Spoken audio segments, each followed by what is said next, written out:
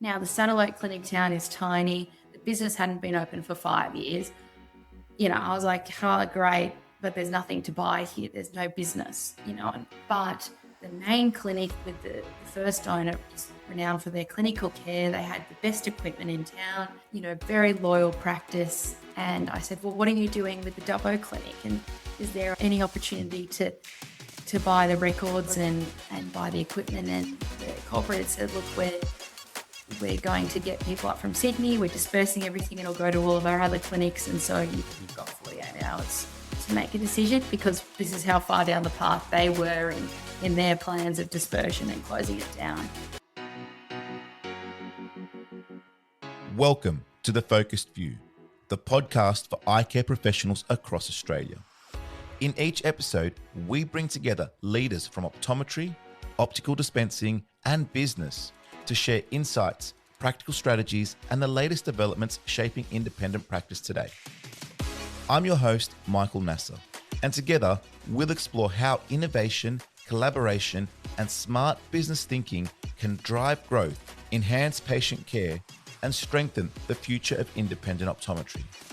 Whether you're a student, an early career professional, or an established practice owner, The Focused View is your go-to source for knowledge, inspiration, and connection.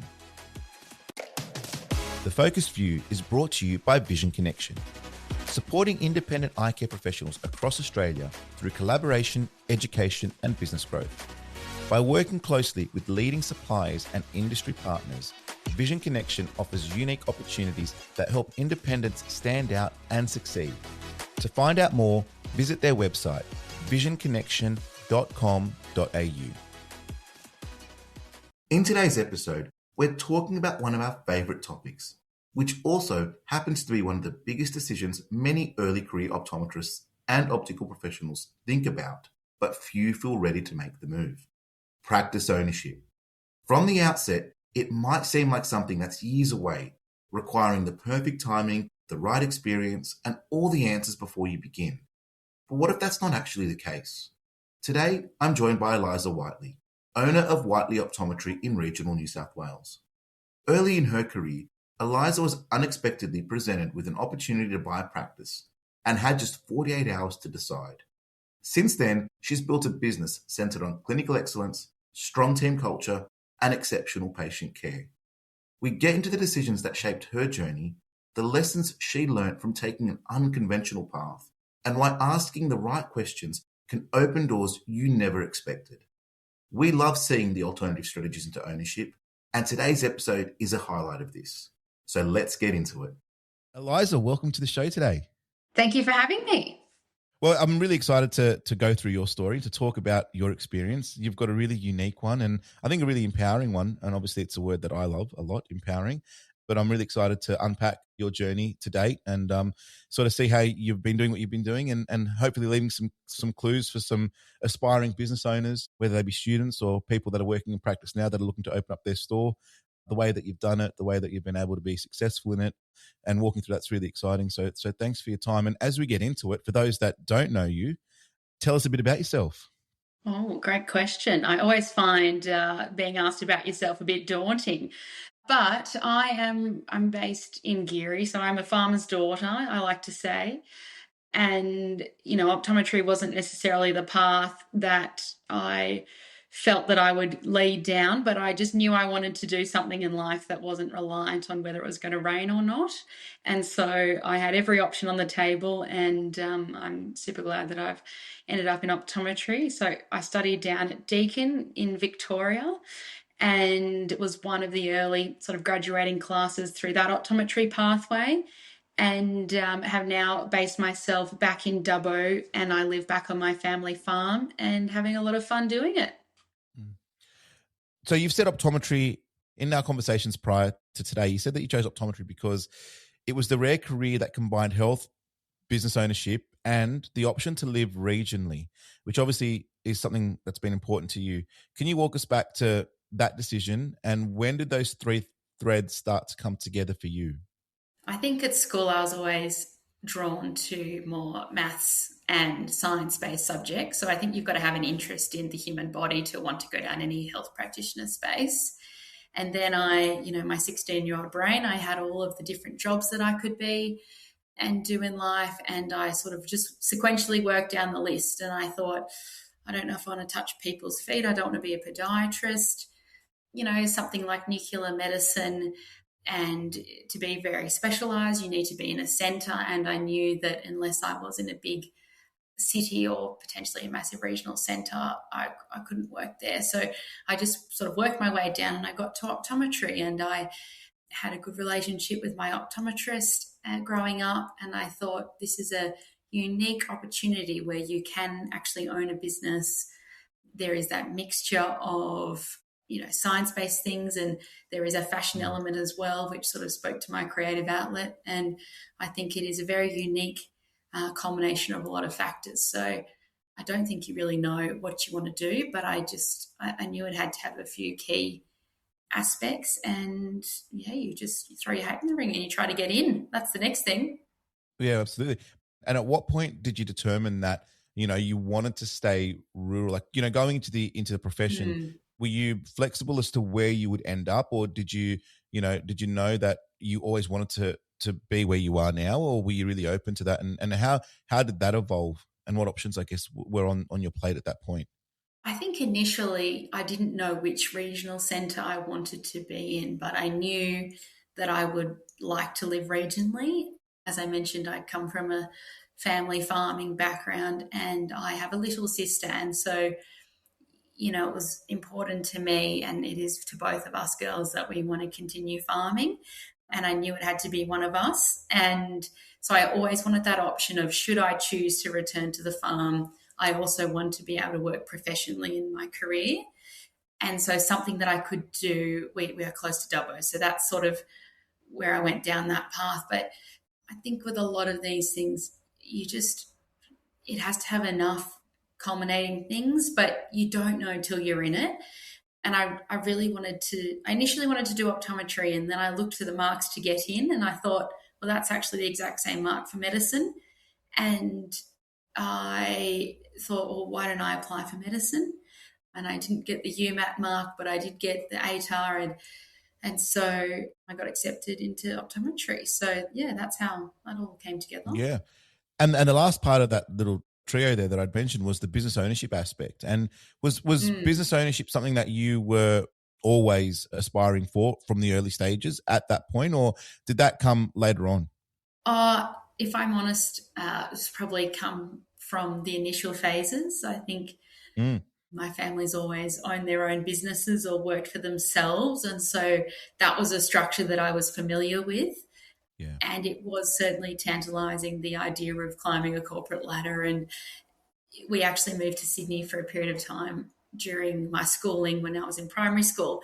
And my dad would pick me up, and all the other dads wore suits and, got out of their flash cars, and we had a beaten up old ute, and my dad would come out in a work shirt, and I would say to him, why are we different? And I think it's not until later in life you realise that what makes you different is actually one of your strengths. But when you're a young person, you just want to be like your friends. Yeah. And so I think that's just what I knew. I don't think I put too much thought into the whole thing, but I thought, my mum was the one who was working in a corporate job at the time, and my dad was the stay-at-home dad as he was working on his own businesses.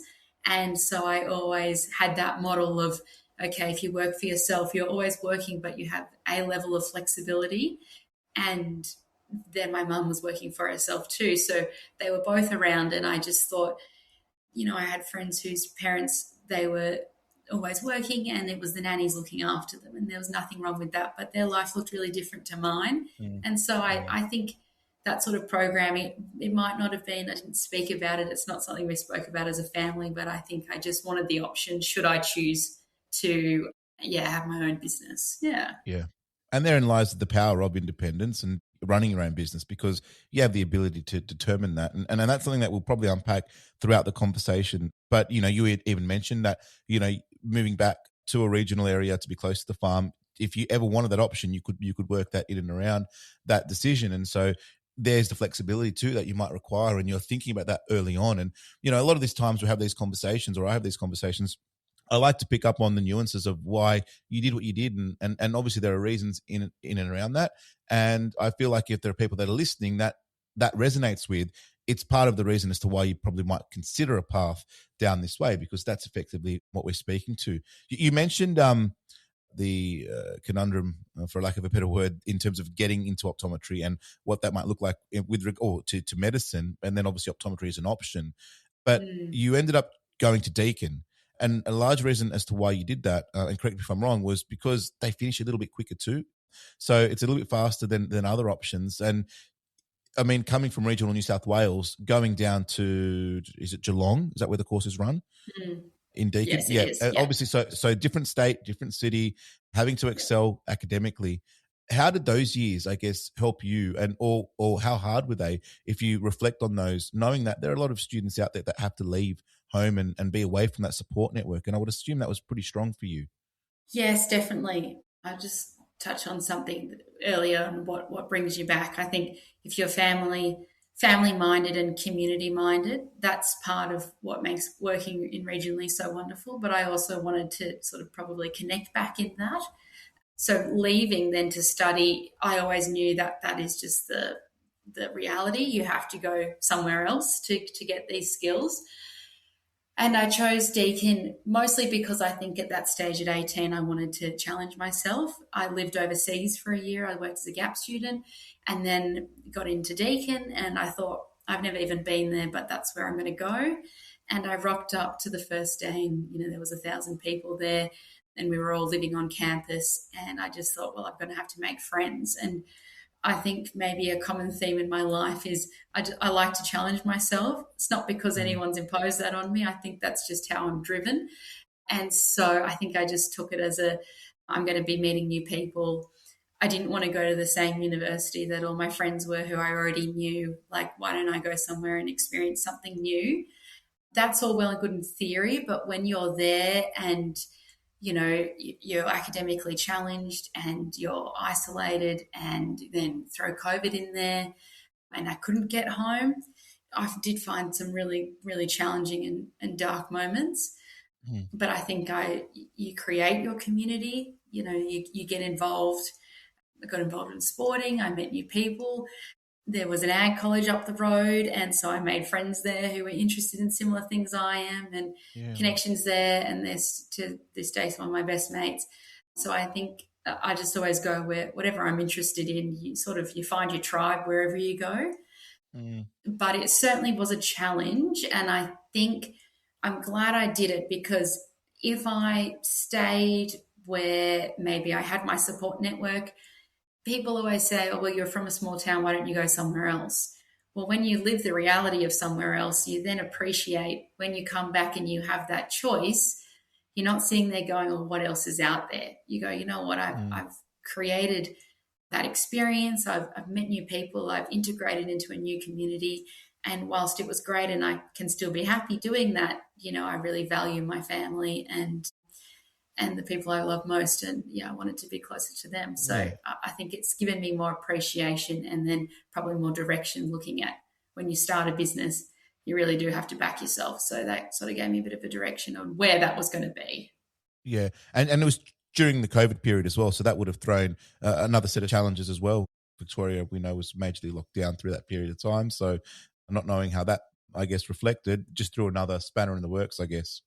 Oh, yeah, absolutely. And it was a pressure cooker. I think they said on the first day of university at Deakin that this course is like a steam train, and you get on the train and we're not stopping at a station till it's the end, and hold on. And I thought, oh, yeah. And then you start the course and you go, geez. They went wrong. Exactly. And to get into those courses, everybody, the standard, everyone is smart, quote unquote. There's no dummies that get in. And then you're all trying to just keep passing through some challenging, both practically and the theory of it all. So, it was certainly an experience, and I know why it takes 5 years and not 3.5. In hindsight, I can look back and go, yeah, it's great. It was 3.5, but it was a tough slog. That's for sure. Yeah. Well, university finished, obviously, and that's the fast forward. And the good thing about reflecting is we can press the fast forward button. and we can move on to the next phase, which obviously entailed work. And where was your first job? And I guess understanding more or less that your first job wasn't where you were going to stay out of uni. What factors played into that decision, and how did that shape, I guess, what you've built since?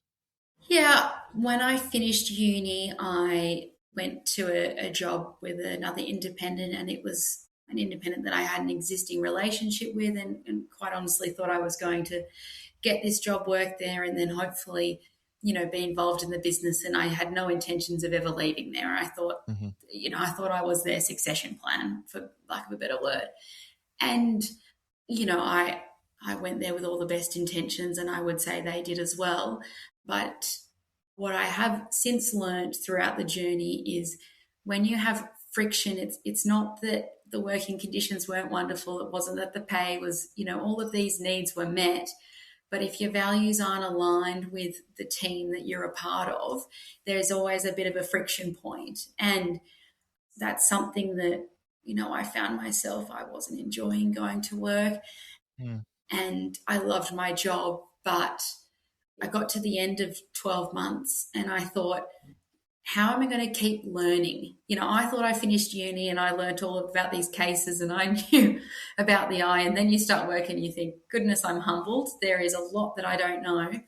And how am I going to keep growing? And you need to be constantly talking to both the other people in the business as well as other optometrists to be going through cases and learning. So that was a big part of it. I felt a bit, gosh, there's so much I don't know and I want to know more, especially about the pathology of the retina. So that was an aspect. Yeah.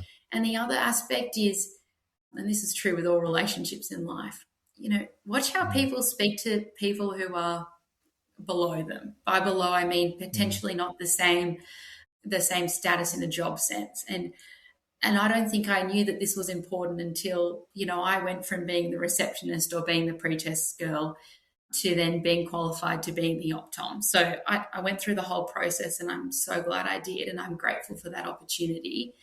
But then as an optom, I was really cognizant of, okay, how do we speak to the people out the front? And actually, if the people out the front aren't excelling and aren't, super, super competent, it doesn't matter how good I am in the room, patients do not have a good experience because the people out the front are their first person they say hello to and the last person before they leave. And it sort of is the bookmarks of the journey. And yeah, I would just say that I didn't like an inconsistency of how people were treated based on where they sat in the business. And I think that became my framework for, okay, if I'm going to put myself out there and create a business myself, what is the culture of the place and how do we talk to everyone? And yes, I am the owner, but my girls are just as, if not more important than me in this journey. So that's just a personal preference. Yeah. I mean, business is people first. And I have numerous conversations in the different roles that I play with regards to the importance of people and the importance that they play for you and the businesses that you, I guess, have. But one thing that you mentioned to earlier on was this concept of values. And, it's fair to say that a lot of people when working with and for, depending on the circumstances, will have values that don't necessarily align. And it's not a good thing. It's not a bad thing. It's just a thing. And it's not to say one is right and one is wrong, but obviously you need to stay true to what is important to you. And I think that there's a deeper meaning in all of that too, which we probably won't unpack today. But that concept of values and the importance of it is really critical. And I think for you, when we relate it back to the conversation that we're having today, it meant that you needed to make some decisions, and that decision meant a sidestep, perhaps more than a actual progression, the way that you've mentioned you saw it as you left uni. Can you speak about that sidestep and what did that entail and what did that look like? And I guess if you want to, mention the reasons why you took that sidestep as opposed to, and maybe it wasn't a sidestep. I just use that as again, lack of a better term perhaps, but talk to us about that and how you started to align with your values in that process. I think it's about your drivers. So maybe people view a progression in that they get a promotion or they make more money. And the path that I took was certainly against that. And so people could look at it as a sidestep or a back step. But what I was keen on is maintaining, number one, a relationship with the employer that I had. And so I was in a small town. I didn't want to then work for another optometrist that was competing against that employer. It didn't sit with me. Again, that's not right or wrong of anyone else. That's just for me. No. And I wanted to improve my skill set, and I wanted to stay in the region. So, I had a bit of a conundrum on my hands there. How was I going to achieve these things? And if not, then I just had to, make the best of what I'm doing. And I'm very big on don't have a whinge unless you're going to do something about it. And if you're not, then there's nothing to complain about. So I then looked at, okay, how do I obtain more skills? Do I go back to university? I looked at, could I start lecturing? How could I maybe do a PhD? That was on the cards. What did I need to do there? But all of that required leaving my hometown. So I then approached a local ophthalmologist and I said, I know you've never had an optometrist here, but could I work under you and learn from you? And whatever you need, I'll do. Whatever you think the patient needs, I'm happy to do. Throw me in the deep end, but I just want to learn from you. And who knows more than, the ophthalmologist with their skill set. They've been doing it for decades. So thankfully he said yes. And, that was certainly a sidestep. I took a pay cut to do so. And I would say to other people who may be listening to this and thinking, I'm not sure what path to take, don't always look at the most literal path. Think about the objectives that you're trying to achieve, and then have a bit of lateral thinking. And again, that's probably where I've come to in my journey in business. But what was the worst thing? He was going to say no. Fine. I could keep working where I was, which was all great and fine. So yeah, I'm super grateful, but I think you've just got to ask these things. Yeah. And in reflection, what did you take out of that experience? Because obviously you'd mentioned you had a desire out of uni to get more clinical and understand more the pathology of the retina and all of those technical aspects. I would say it's fair to assume that at the ophthalmologist, you were able to really hone in on that, I guess, that side of the industry with regards to that clinical experience. Can you speak to that? And although it might have been a sidestep at the time, whether it's regards to pay or the journey that you saw yourself taking, when you look back on it, I'm sure that, you wouldn't have taken it back, and you probably learned a lot for it. And it's probably propped you up for the next phase, which we'll get into. But can you speak to that experience and what you got out of that? Oh, pivotal, foundational, all of those things. Eternally grateful, still have a great relationship, still learning. He said to me, he's later on in his career, and he said to me, you've got to learn something new every day. And if we don't learn something new every day, it's not been a good day. And I think when you're around someone who just has a thirst for knowledge and a thirst for continually learning, and how can we all learn together and build each other up, that is a very powerful thing. And because my job was doing all the tests, then I would have to present to the ophthalmologist, and then he would say, do this, do that, why did you think of this, and sort of quiz me more or less. And then I'd have to relay all of that to the patient. And what I didn't realize I was learning was how to explain quite complex things to the patient and get them on board in the journey. Because if the patient has buy-in on where they're heading, your objectives will always be better. There will always be better patient outcomes. And I guess that is what is fundamental and foundational to my business now.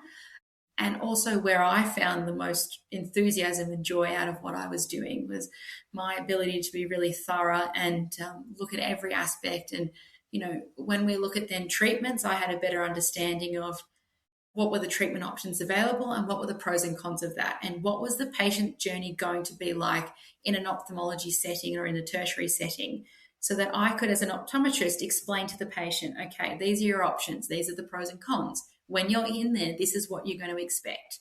It won't feel painful, it will feel painful. This is your follow-up drop regime.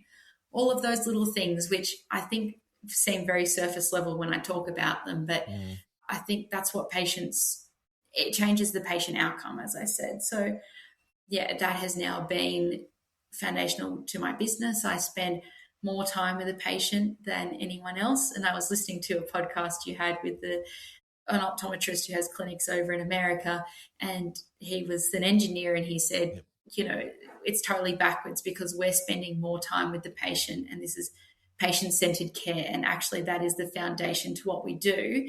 Yeah. And in an industry like ours, which is how do we get glasses for cheaper and how can we be quicker in our consults, that's where the corporates are heading. I guess I was sort of bucking the trend, and so is he, of going, how can we be clinically excellent? And when you work for an ophthalmologist, they're all about clinical excellence because that really impacts onto their surgical outcomes. And so that was honed into me. Yeah. And carrying that through, obviously understanding the role of the optometrist in that environment, in that setting, and ensuring that you're exposing yourself to as many minutes as possible in that type of environment, but then having the confidence to expand on that and to give the patient that holistic communication a process, I guess, it just allows you to offer a point of difference too, I would assume, with regards to optoms that necessarily haven't been down that same path.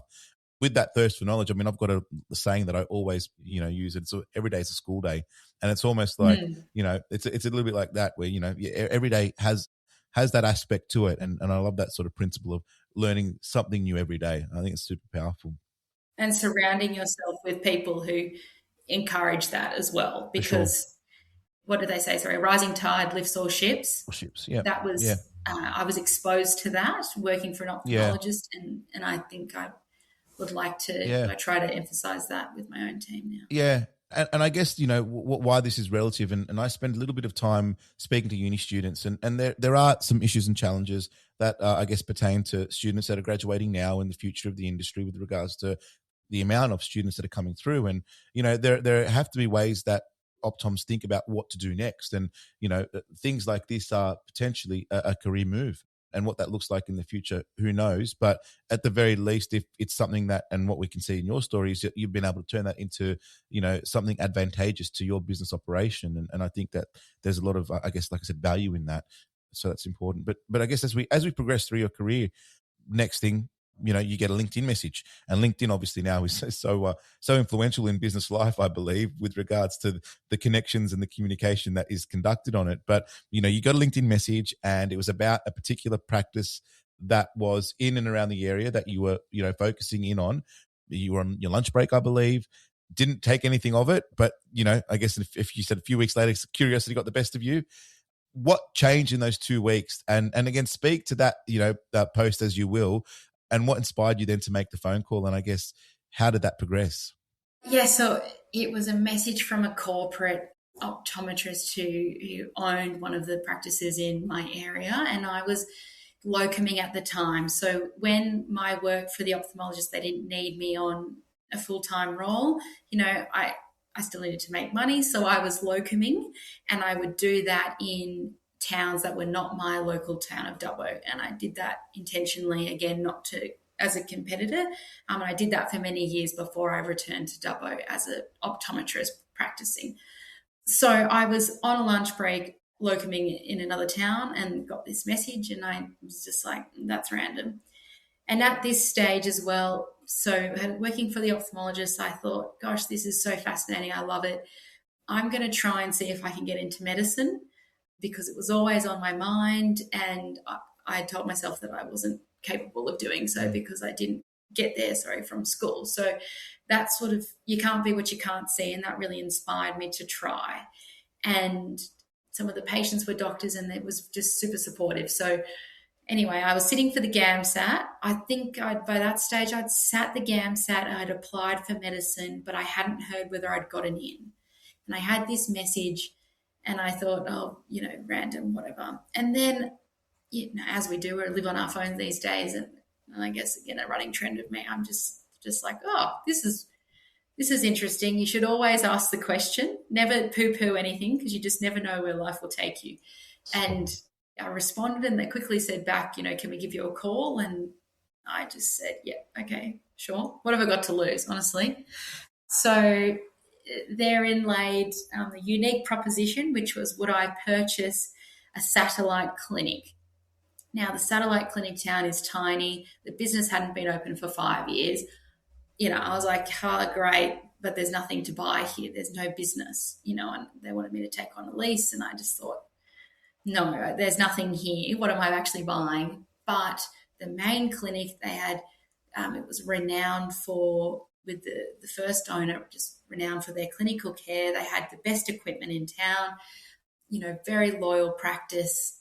And I said, well, what are you doing with the Dubbo clinic? And is there any opportunity to buy the records and buy the equipment? And the corporate said, look, we're going to get people up from Sydney. We're dispersing everything. It'll go to all of our other clinics. And so you've got 48 hours to make a decision, because this is how far down the path they were in their plans of dispersion and closing it down.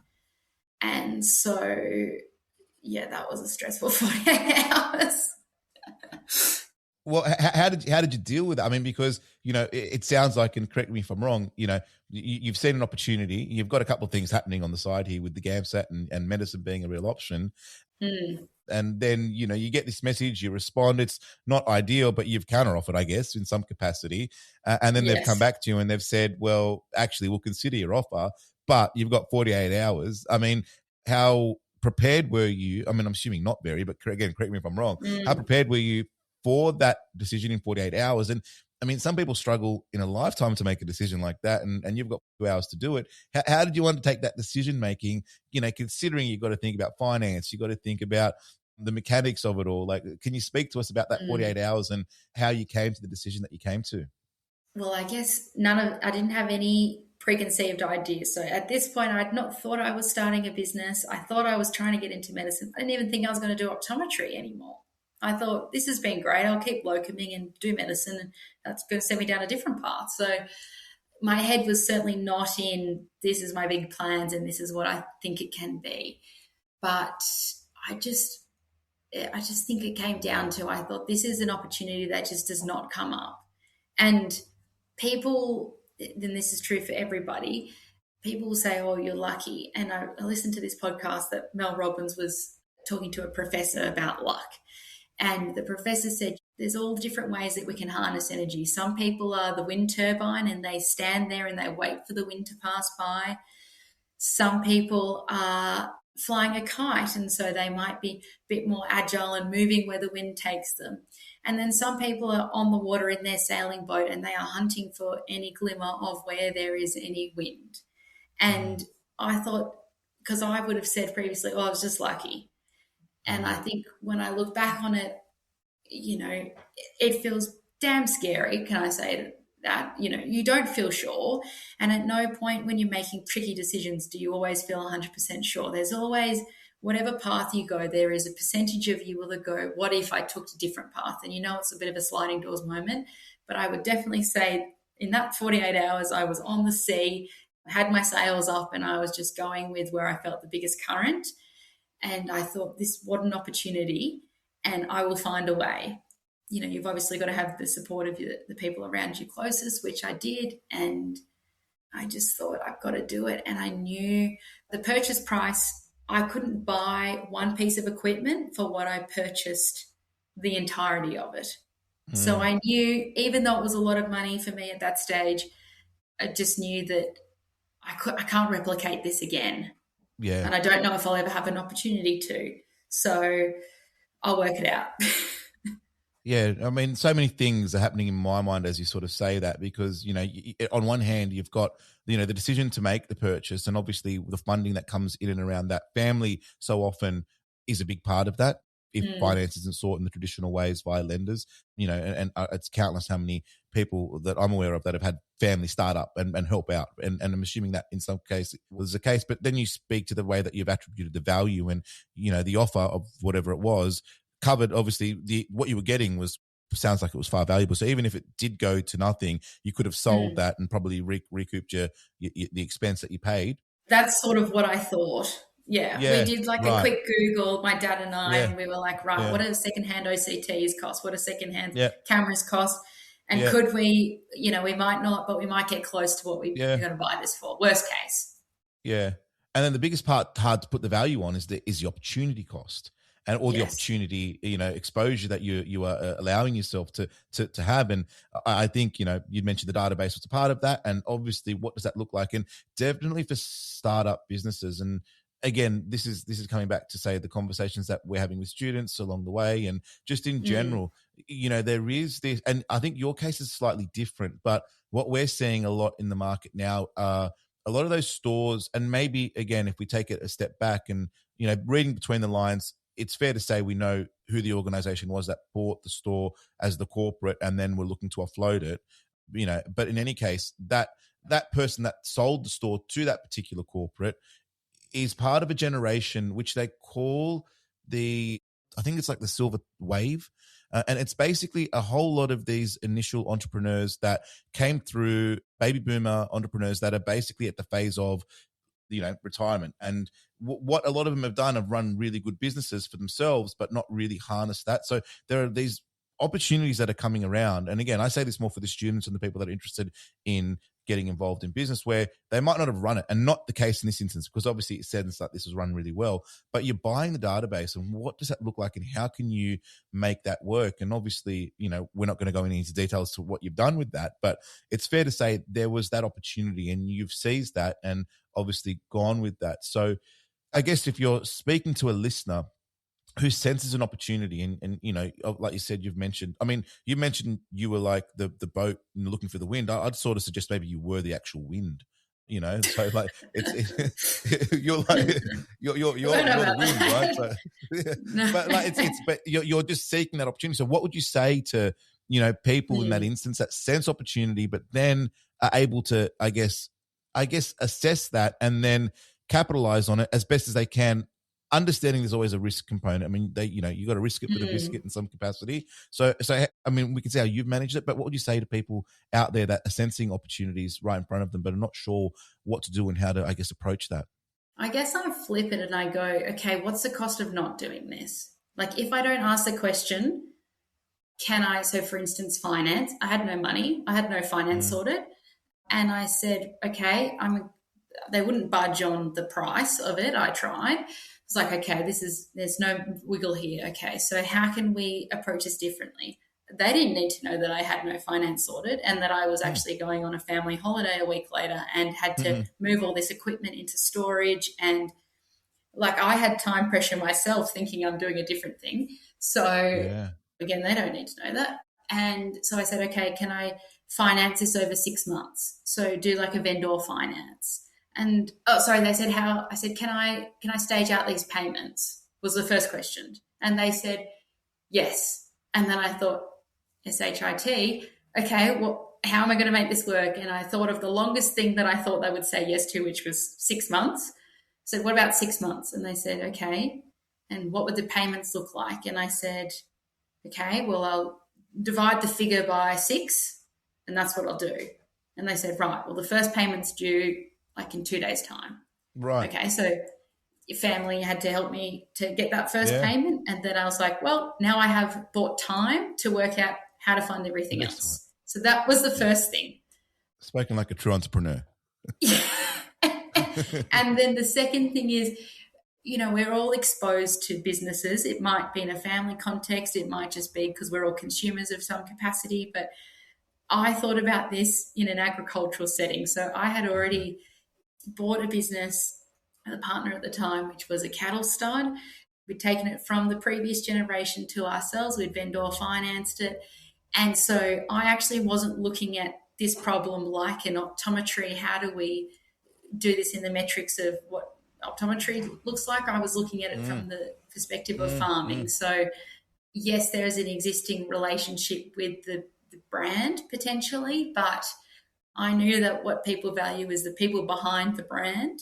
They value consistency, and in farming there's a large capital output and it's very hard for the young generation to get into it. And so you're really thinking dynamically on how can we fund this really capital heavy venture. So I think I had practice in thinking differently, which I then applied in this setting. Yeah. So, people think it's very different, but farming and optom are not so dissimilar. Can I be fair with you? I think business in general is all very similar. Yeah. And so what you learn in one vertical, you learn another. And what I would even say further to that is, in my experience, the optometry vertical is a very conservative vertical. And so Yes. there are other industries that are leaps and bounds. And I don't say that in a negative way. It's just the reality of the industry. And so, whether that changes, I guess, remains to be seen. But when you learn and see things in other verticals, there's no reason why it necessarily couldn't apply in ours. And so the fact that you've been able to figure that out is massive. And it's obviously enabled you to then act on that. Just out of interest, you mentioned that, you were able to negotiate a payment term over a certain period of time, and that you divided that payment by the respective time that you'd agreed to or they'd agreed to. It sounded like there was no interest that was involved in that. Can I assume that was the case? That's the case. So you literally got like an afterpay kind of arrangement, for a period of time with no which I love, because it just goes to show that, people might have a misconceived perception or just a perception, and who knows what it could be if you don't ask. If you don't ask. Now, right? Of course, they could have said something totally different, but if for sure. Someone listening to this takes anything from it, it's just ask. Because if the worst thing they say is no, well, you're still in the same position as you were when you started. Sure. And you mentioned that was the same for you when you approached the ophthalmologist, right? It was the same logic that you used then that you've just replicated, again, and obviously had it work out for you. Okay, so we obviously now have the business. It's obviously locked and loaded, and we're now looking for the payment for the next 4 weeks, indefinitely for 6 months, basically, or up until for the next 6 months, and then it comes down to the mechanics of the business, right? And you've mentioned to me that some suppliers were perhaps told not to deal with you, whether that was or wasn't the case, or whether that happened or why, I guess is I guess questionable. But how did you go with situations like that when you were opening up, and the challenges that you faced at that early point in time as you started to reinvigorate the business? Oh, so many challenges. I think initially the biggest challenge was myself believing that I could do it. And it still is the challenge. But I think that would be the overarching, that's the first thing. You've got to have confidence in that you can execute it. Yeah. Then you've got to think about, there's just so many decisions. I couldn't go into the same premise, so I needed to find a new premise. I had to fit it out. What did I want it to look like? What was I going to call it? What was the branding? Employing staff. So I had a bit of a ticking time bomb, which is the old corporate had communicated to all of its patient base, we are shutting doors, go and see our next corporate, which is in a town 2 hours away. So patients were under the understanding this business has closed.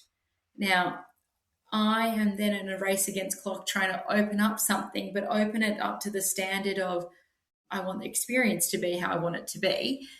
And then communicate to all these patients that, hey, actually, we're not closed, but it's a different name and you don't know me, but welcome. And how can I not lose as many people as possible in that duration of more or less getting myself sorted? So I was really up against a bit of a clock there, but you've got to weigh that up with, you don't want to open up and it be half-assed either and people have a bad experience, because you only have one first impression. So the key decisions that I did was I employed staff who worked for the original business prior to the corporate. They had the rapport with the patients that I didn't, because I've worked my working life, yes, for the opthal in my town, but otherwise I was locuming elsewhere. So people weren't seeing me as an optometrist. So I got them on the phone and started getting them to call and book in, so that when I opened, I had patients coming in, so that I had cash flow coming in. The second thing was I had suppliers who wouldn't work with me, and that was really tricky. And my competition had put a very strong force out there of don't work with this girl who's starting, and the industry is small. And I found that when you already are doubting yourself, obviously that's another layer. But what I would say is that, things happen for a reason. And so every roadblock that we had on that front, it made us develop this niche, which is quite bespoke frames from all around the world that we source. We do a lot of, people will come to us and say, this is what I'm looking for, and then we will order in frames. And so we had to really pivot and go, initially I thought I would just have sort of middle tier frames and not be sort of trying to do high-end stuff. I thought I would just be clinical and then sort of mid-range frames. But if people are going to be, I'm the only one who privately bills in my town. So if people are paying money to see you, they then expect a superior product. And that came about through people we were familiar with not being able to use their products, and so having to pivot. And I'm forever grateful for those people who had supported us from day dot. So I guess that's another learning, that like where you pivot to is not always bad. Sometimes it can actually be better. And then, yeah, just opening the doors, getting to the stage where you can open the door. And, you know, Jo, who works for you guys, is my business coach, and she is fantastic. And I knew of her because there's another optometrist in Wagga called Zachariah Newman. And clinically, you know, the excellence that they have, the team they have, their culture, you know, I was just sad that I didn't live in Wagga. Otherwise, I would be there in a heartbeat. Yeah. They are just phenomenal. And so Jo was their business coach. So you don't have to reinvent the wheel. It's just looking at who do you admire and what aspects of that do you want to integrate. And so I remember Jo said to me, you know, I said, we're not ready, Jo. And she said, Eliza, you'll never be at the stage where you think everything is 100% and we're good to go. Like we're sort of open with like 60%, I would say. Done is better than perfect. One of the quotes that I've got in my office is, you know, done is better than perfect. Yeah, totally. And it's a trait of mine that I wish I didn't have, but it makes me constantly seek for how can we do it better. That's when it works for me. And when it works against me is that I can ruminate, and I can spend a lot of time on maybe little things that aren't actually getting me where I need to go. And so you need to be surrounded by then people with other skills. So Jo and my team were like, we'll be right. We just need to do it. And so and then you learn. You just got to keep pivoting the whole time. Joanne's a superstar. I think you've seen obviously that firsthand with regards to her knowledge and her experience. And obviously we're very grateful to have her as part of our team at Vision Connection specifically, because she does some wonderful things. But you mentioned something there that, you know, it sounds like I was sort of talking to myself a little bit, just in a bit of a high pitch, but it was the fact that you don't need to reinvent the wheel. And again, when we speak to students and to the younger, you know, I guess generation, I guess, if I can use that term, you don't have to reinvent the wheel. You literally just need to watch and see what you resonate with and what you want to replicate, and go and seek and learn. And in our industry, you'd be very surprised. People are quite giving of their time, you know, with regards to if you show genuine interest and you're genuine about that, they will open up and talk to you and share insights with you. And I've come to learn that, you know, with this podcast specifically, because the amount of times I've reached out to people that aren't even in my ecosystem, and they're totally open to, you know, sharing what they do and how they do it. It's just, you know, I think it's quite empowering, and I feel like seeing that, I think is massive. And for anyone that's young, I think that's a massive take. And then the ability to go out and ask and do that. But you have mentioned from your point of view,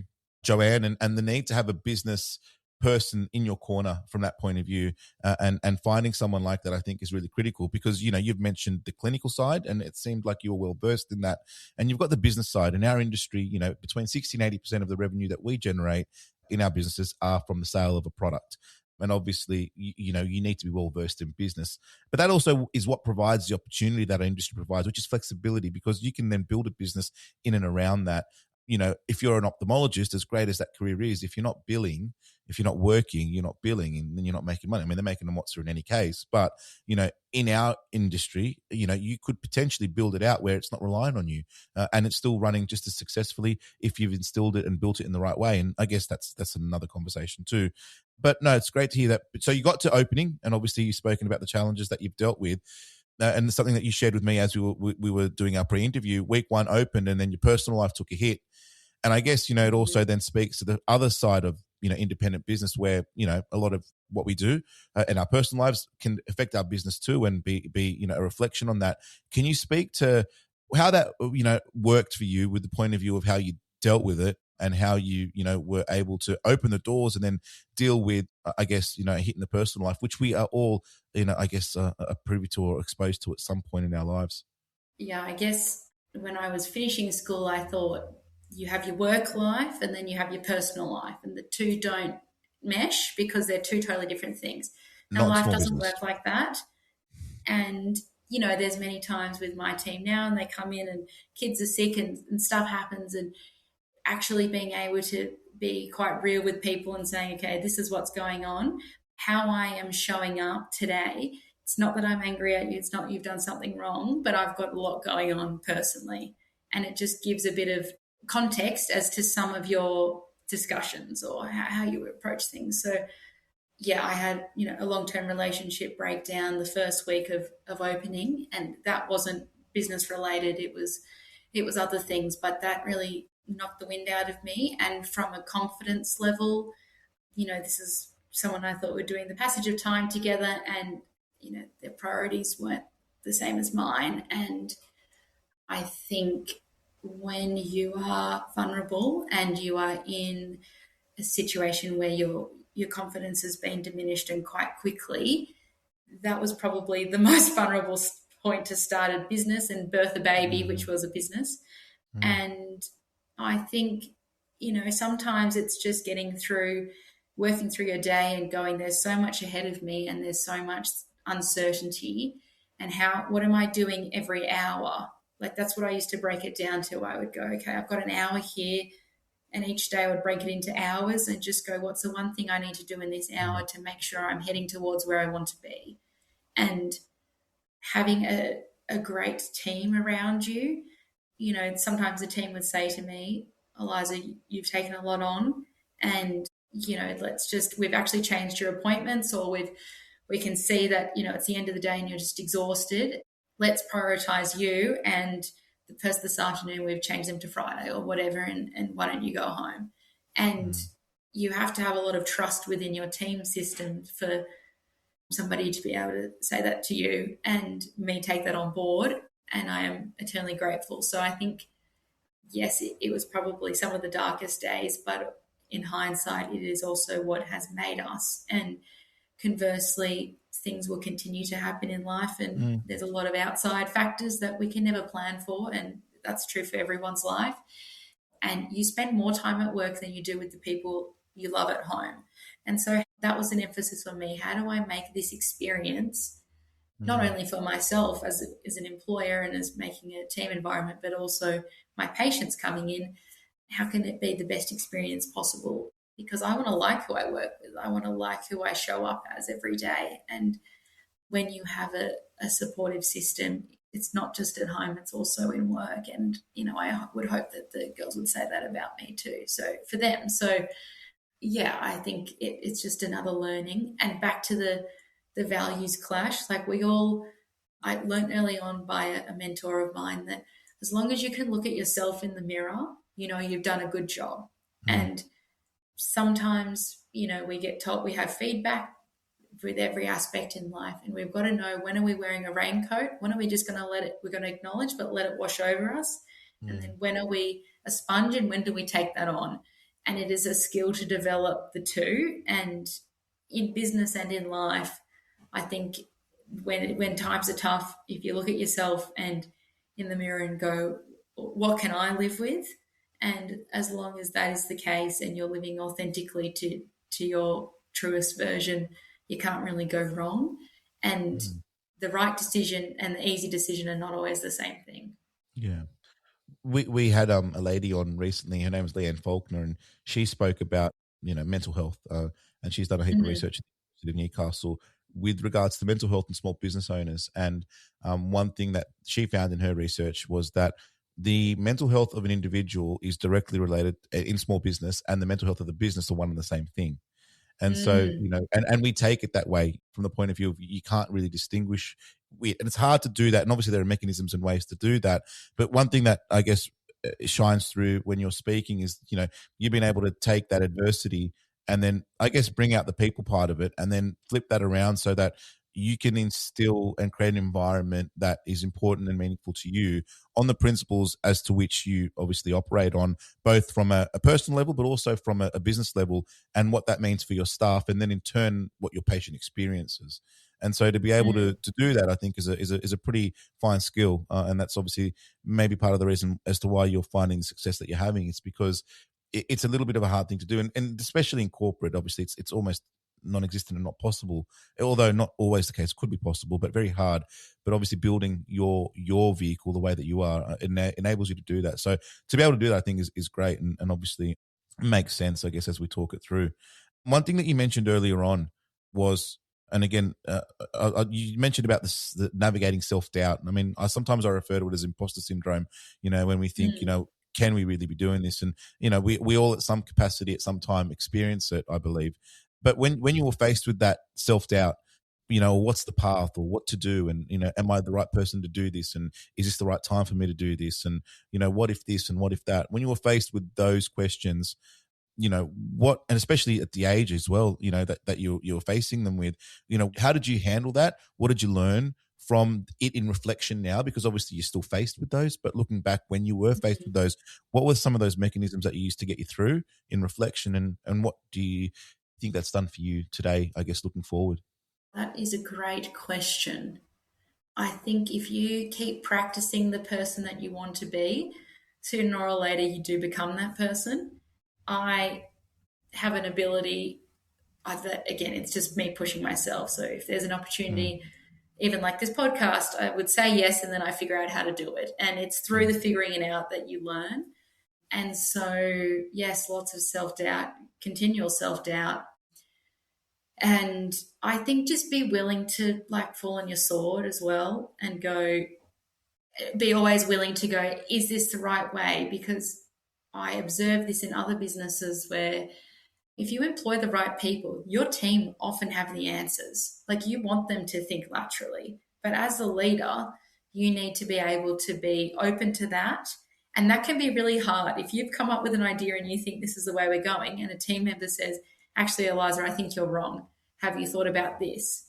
You want to actually empower them to be able to make some mistakes and live with their decisions as well, and sort of shepherd everybody in the direction that you're sort of North Star, but you want other people to be bringing ideas. So, there's been things or opportunities I've said yes to, which, maybe my team have encouraged me to do, and I doubted in myself whether I had the skill set. But if you have people who are encouraging around you, that sort of gives you the confidence that maybe you can't see in yourself. And I would say that is not ever an aspect of why I went into this industry at all.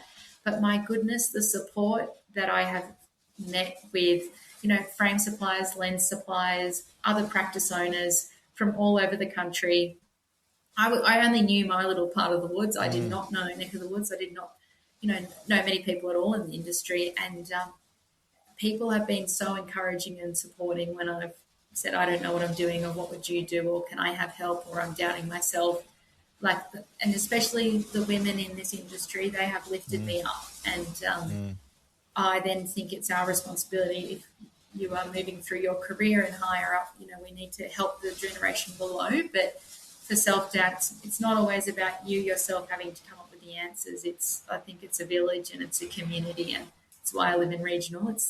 That is what keeps my business moving forward. When I doubt, am I doing the right thing? I ask about feedback from my patients. Okay, what do we do well? Ask every patient, what did we do well? How did you find us? Because that gives you information as to where you're spending money on your marketing, and what can we do differently? Never, ego ruins people in business, I think. And we all have an ego. Yeah, true. Yeah, how can we be moving forward in a direction and be willing to make mistakes, because that's where we learn, and then learn from those mistakes. Yeah.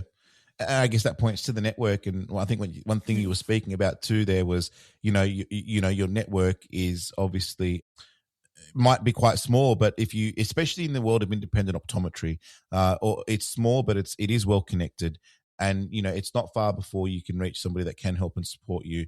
And whether that's somebody that's halfway across Australia or the whole way across Australia, there is a really big network in and around that are willing to support. So the fact that, you've been willing to get out there and you've seen that now, I guess it empowers you in more. And you've spoken about some of the initiatives that the industry holds, and, there's a plethora of them. And I guess, it is there for people to reach out to and see, and whether that's through the likes of, yourself and this podcast specifically, and the people that have been on the podcast in the past. I know each and every one that I've spoken to is more than happy to be an advisor, or to support, or to offer an opinion at the very least, and get you from one step to the other. I guess, speaking to you as well prior to today's conversation, So you're at the point where the next move is bringing in another practitioner so that you can step back from being both the driver and the optometrist. What does the right person look like? And what would you say to an optometrist that's quietly weighing up regional? What would the right person look like?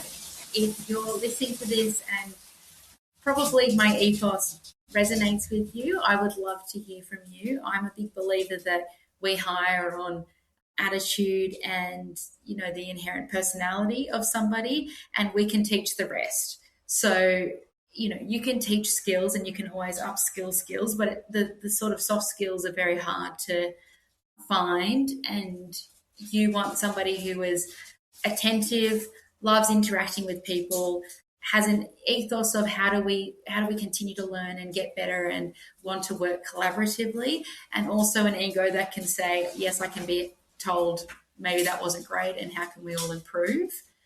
So I would love to hear from you if any of that resonates with you. And then I think in terms of your second part of the question, which was asking me regional. Yeah, you will see so much regionally. Like, I think on my first day, I had a retinal detachment, a proliferative diabetic retinopathy, somebody with a sixth nerve palsy. And I just thought, oh my goodness, this was a whole term worth of my lectures that I've seen in my first day to a week. And because specifically where I am, there are ophthalmologists, but we do not have a hospital that has registrars. So there is times where between different ophthalmology shifts, like, you may be the only person. So you have a quite close relationship with the ophthalmologists. You know, they've been incredible to me. And we then have co-management relationships, and you see quite complex things. So the nature of our job is not boring because of the complexity of conditions that we see. And I would say, you know, in metro areas, when I have done work there, the patients have an expectation of, okay, if there's an issue, maybe, okay, I'm going to see an ophthalmologist. And when it is difficult to get in with ophthalmologists, which it is often regionally, you are then working on your own capacity as a practitioner. Now, one, that's more interesting, and two, that also means that you develop a really close-knit relationship with your patients, and you see them on that journey and you're trying to aid them through. And I think that's why regional is so great. And also the community, which I should have led with. I would not have a business without people supporting me and saying, let's give this young girl a go, and I'm going to go and see her. And that is the beauty of a regional centre. Yes, we have a smaller population, but we have those ties are very close and they run deep.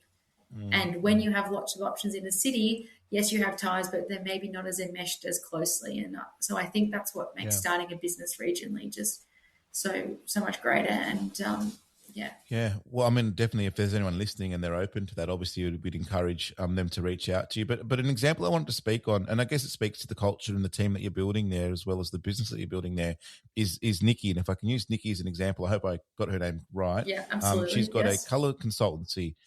Mm-hmm. And, you know, in our initial chats, you mentioned to me about somebody within your particular structure and you know, being flat in nature, but at the same time being able to, I guess, expand the horizons and upskill in other ways.